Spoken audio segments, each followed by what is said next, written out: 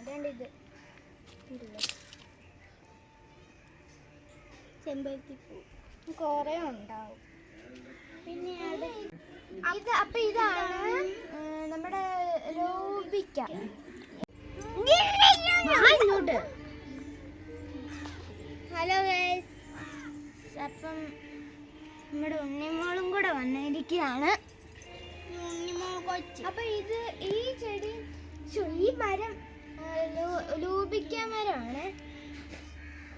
ഇതിന് വളർന്ന് അപ്പം അടുത്തത് നമുക്ക് നോക്കാം. ഇതാണ് ലക്കി ബാമ്പ്. നേരത്തെ കാണിച്ചത് തന്നെയാണ്. ഇത് ലക്കി ബാമ്പുമാണ് ഉണ്ടായി. ഇത് ലക്കി ബാമ്പുമാണ്.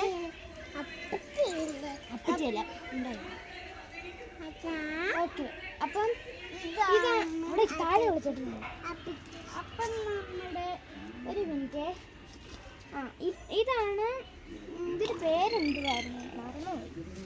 ഇതെല്ലാം ഇലച്ചെടിയാണ്. അപ്പം ചിലതിൻ്റെയൊക്കെ പേര് ഞങ്ങൾക്ക് അറിയത്തുള്ളൂ.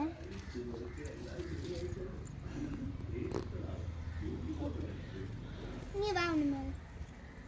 ഓക്കെ, അടുത്തതാണ്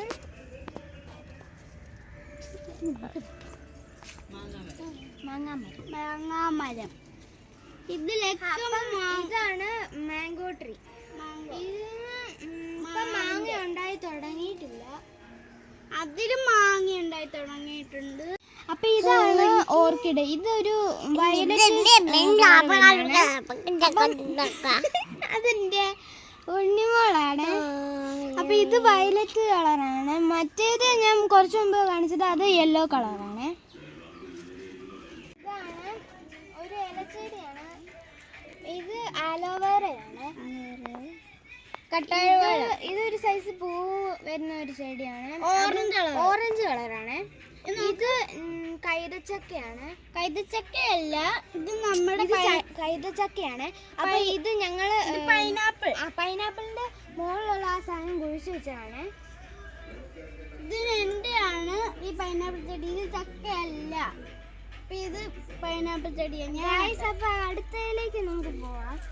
ഇത് എനിക്ക് തോന്നുന്നു ഒരു ഓരം പോലെ കണ്ടിട്ട് തോന്നുന്നുണ്ട്. എനിക്കിത് അറിയാം. കുതിരയുടെ ഷേപ്പ് പോലെ.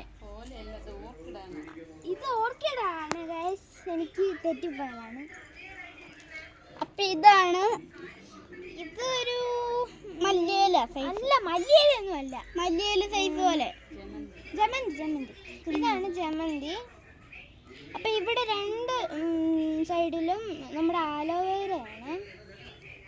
ഇത് ആലോവേറ അല്ല, ഇത് നമ്മുടെ മറ്റേ ഇത് ആലോവേറ ആണെങ്കിൽ ഇതും ആലോവേറയാണ്.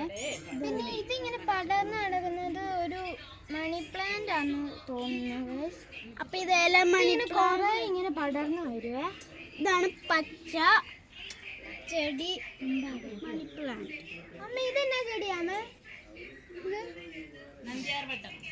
അപ്പൊ ഗൈസ്, ഇതാണ് നന്ദ്യാർവട്ടം. ചെറിയ പൂ ഉണ്ടാവുന്നതാണ്. ഇത് ഒരു സൈസ് ജമന്തിയാണ്. ഇവിടെ എല്ലാം ഉണ്ട്.